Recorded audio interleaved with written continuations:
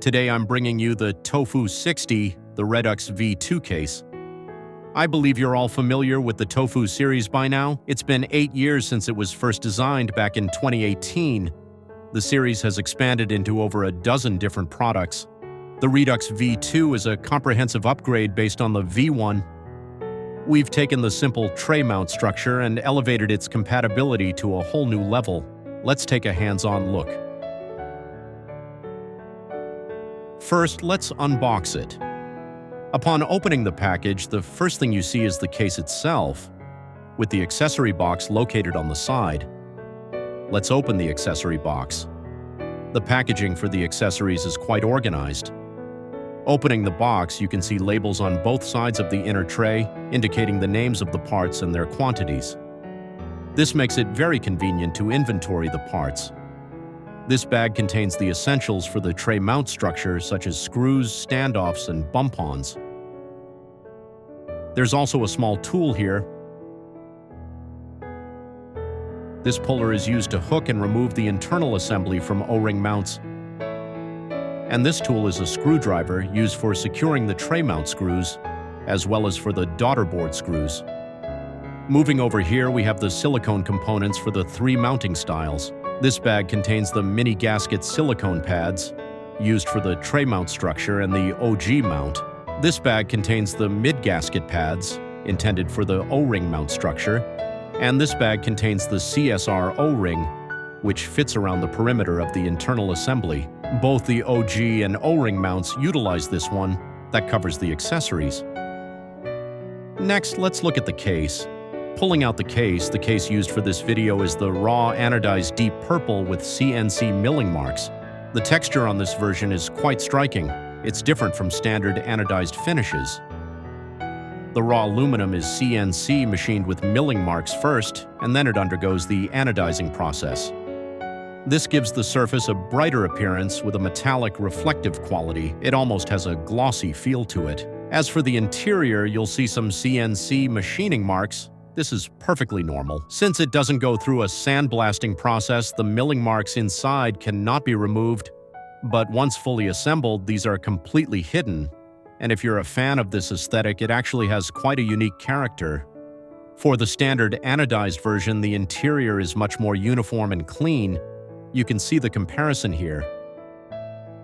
The V2 also features a few minor adjustments. One is the bump-ons, which have been switched to shorter ones, matching those on the Tofu60. Also, it now comes with a silicone weight included. This weight is custom molded to fit the interior of the case. If you prefer more heft, you can also purchase an optional brass weight. The Redux V2 supports 3 mounting styles. Let's go through them one by one. First is the classic tray mount structure, where the assembly is secured to the case via screws. Even for this basic tray mount structure, we've made significant improvements in this generation. First, let's take out the standoff screw set. You can see that the standoffs are slightly different from the V1. In the V2, we've added a flathead slot, allowing for easy installation with the included wrench. Start by installing the standoffs. Secure the 5 screws into the case one by one. This is what it looks like once installed. Next, we install the mini gasket silicone pads. Note that the little protrusion should face upwards, seating perfectly into the slot in the case. We've designed specific slots in the case, making the installation quite straightforward. This is how it looks once completed. Once installed, the silicone pads form a stable cushioning point. Then we insert the PET insulation layer and the ProCase foam. Finally, we place the internal assembly inside. Don't tighten the screws just yet. First, check if the Type-C port is centered. If it's misaligned, we can adjust it by fine-tuning the daughter board screws. Once centered, we can then tighten all the screws. And with that, the tray mount assembly is complete. Just install the switches and keycaps and you're good to go.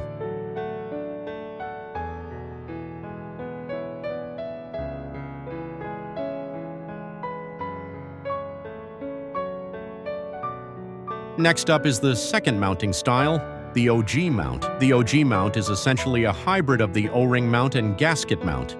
The principle is quite simple. It uses the mini gasket pads at the bottom of the case to limit the travel of the PCB. Then it uses the friction between the CSR O-ring and the case to secure the entire internal assembly. However, before installing this structure, please check if your PCB meets the requirements. The OG mount requires a standard GH60 layout PCB, and the PCB edge must not have flex cuts. If your PCB meets these criteria, you can proceed directly. Here we'll use the Wooting60 HE as an example. First, disassemble the Wooting internal assembly and remove the original silicone gasket. Then install our matching Wooting-specific case foam.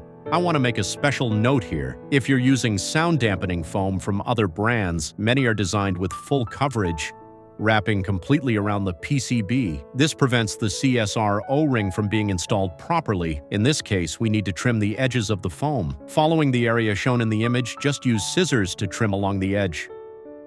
Once finished, reassemble the internal unit. Next, take the included CSR O-ring and stretch it around the perimeter of the PCB between the PCB and the plate. Now the internal assembly is ready. Now let's move to the case. Just like with the tray mount, the first step is to install the mini gasket pads into the case. Remember, the protrusion should be facing upward. This is the result once they're installed. Next, insert the PET insulation layer and the Poron case foam. Place the assembled internal unit into the case, and again, tuck the top and bottom of the O-ring into the case. The friction between the O-ring and the case secures the internal unit in place. The mini gasket pads at the bottom provide support and limit the travel, and there you go, the OG mount installation is complete. One thing to note, if you notice the USB port is slightly misaligned, you can use the included puller hook to lift the assembly out, adjust it, and reinstall.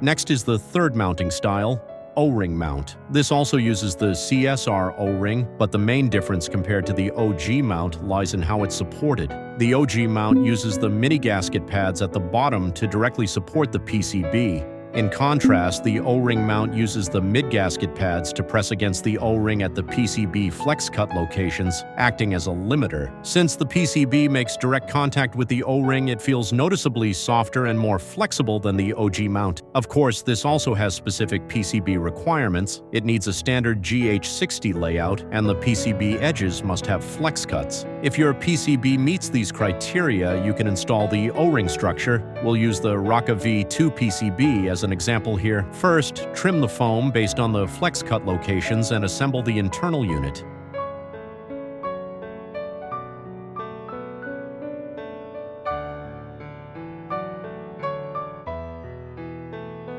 Next, stretch the CSR O-ring around the perimeter of the PCB between the PCB and the plate. Once the assembly is ready, we prepare the case. Take the mid-gasket pads. These are slightly larger than the previous pads. You can see the details here. Install them into the corresponding slots in the case. The installation is the same as for the mini gasket pads. This is how it looks once installed. Next, insert the PET insulation layer and the Poron case foam.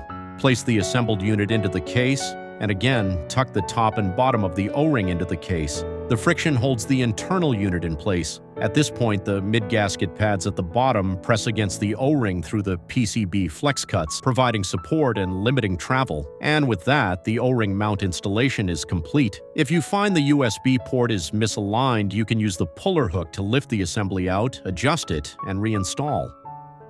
The biggest change for the Redux Phi 2 isn't just the improved compatibility. It's integrating three completely different mounting logics: the stability of tray mount, the floating feel of OG mount, and the softness of O-ring mount, all into a single case system. This allows users to customize their typing feel, sound, and preferences freely. One case, multiple experiences. That is the core philosophy behind the Redux V2 upgrade. Alright, that's it for today's video. See you in the next one.